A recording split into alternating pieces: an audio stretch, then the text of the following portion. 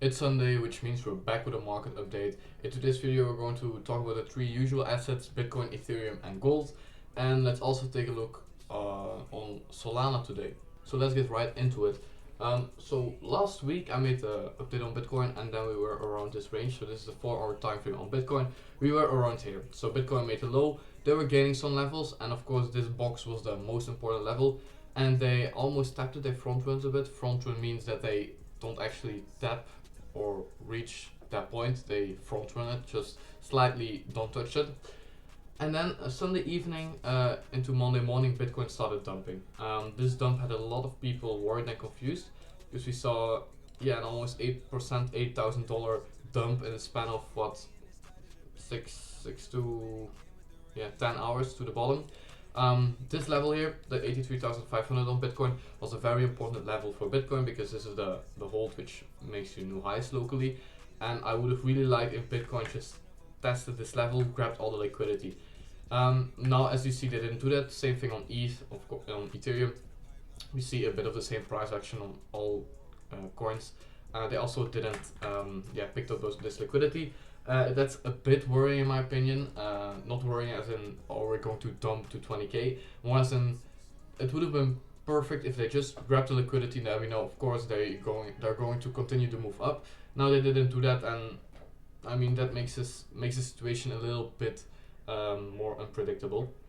If you look at what Bitcoin is doing right now, since Friday it has been raging here a bit, and it's weekend, and you see there's almost no volume. Here we saw this well last Saturday, Sunday. There's almost no volume, almost no moves happen.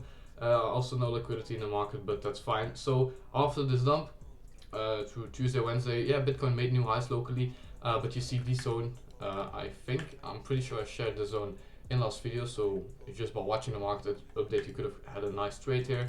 Already gave 5-6% dump. This is resistance, of course, is in simple terms, or price has to gain this very important level as this is the 4-hour/daily move to low. That's why I'm feeling that the bottom is not in yet, and that we can easily make a bit more lows here. Probably somewhere here is a level we could test this and make new highs. We could possibly test this because this is still a level which is very relevant and where liquidity is. But if price dumps and doesn't react from this level, which might be unlikely as we already grab some liquidity with this dump, then we'll likely make new lows. But that's too early to talk about. That's not going to be something that happens on Monday or Tuesday, because price won't make 7-8% dump on Monday unless we have the same thing as last weekend, but that's unlikely in my opinion. More upside potential surely, but it's the same thing as last week. Price has to gain the $93,000, and with gaining I don't mean price has to do this. Price just has to show strength, close above it, and then price can retest on a level created, and then we can make new highs. But for now, it's a bit decisive time. Surely the start of next week will be very decisive to see if Bitcoin and the whole market in general for crypto is going to make new highs, or that the bottom isn't in yet, and just this piece of price action over the past 2 weeks was just a bit consolidation, a bit creating liquidity on both sides, but we'll see. Ethereum, basically same thing. Let me open the daily.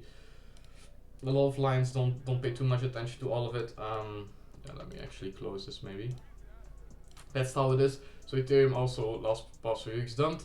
And then here we saw some strength in the market. Also last Sunday, Monday dumped, same as Bitcoin, and it didn't test this level, which again is not really that nice to see. Would have been way better to see them tap that level, but it's fine.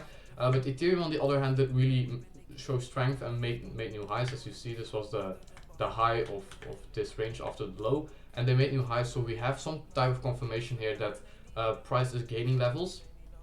So Ethereum looks better than Bitcoin for the moment.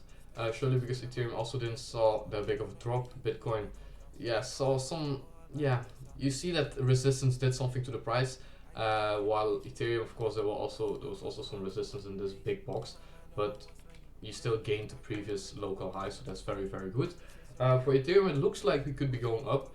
The thing is, Bitcoin and Ethereum mostly move together, so we're not going to see Bitcoin dump 10% and Ethereum pump 10%. That doesn't really happen. But I can see Bitcoin ranging a bit for the upcoming days and Ethereum just grinding up a bit, a couple of percentage every day, and then at the end of the week we could be, or at the end of the week after a couple of days we could be in this range again, and then we could potentially keep the local uptrend going. For Ethereum, the levels to gain, this level is not relevant anymore. They could surely tap this level again, which is the hourly, the 4 hourly move to the high. Could surely see them just quickly pick up this liquidity and then move up. They almost did it with this dump, but again they front run. And then yeah, these two big white lines are the most important levels to gain. And then we have a lot of levels above it. That's too much noise for now. Yeah, the most important thing is the 3,270. I think I already mentioned that in last week's video when we were around here. The price really has to pump to there, and price dumped, made new highs, which shows strength. But now they have to continue surely. As mentioned, they can pick up this liquidity, but after that they can't really dump to here. I mean they can, but then the probability of making new highs is a bit lower. Let's look at gold first, and then we'll move to Solana. Gold as well, a lot of levels, don't pay attention to all of it. Gold, we really fucked gold in the ass this week, sorry for my language, but this week on gold, of course, every day I post a market update or a gold update with the levels we're looking at, and this week we had beautiful trades. Me personally, I don't trade gold at the moment, surely looking to start, but a lot of levels were called where price perfectly reacted. You can see it in the server, link is in the description, where we called the levels, and then a day later or a couple of hours later, price perfectly tapped it, so that's very nice to see. And for now, gold did reject an opponent level. If you zoom in a bit more, you see that price perfectly wicked this level. And yeah, started dumping. Of course, the gold market is closed on the weekend, so price is not moving at the moment. But yeah, that was a very painful rejection. Price has surely potential to make new highs, but this rejection is something you have to pay attention to. Gold, of course, where did we start from here? Dumped a bit. This was last weekend, dumped a bit, but just very healthy. This was a very healthy retest, nothing to worry about. And then the past few days, yeah, there were surely trading opportunities, as you see. Yeah, 1.5% moves on gold are perfectly tradable. On Bitcoin and Ethereum, that's not that much, but on gold, it's surely tradable.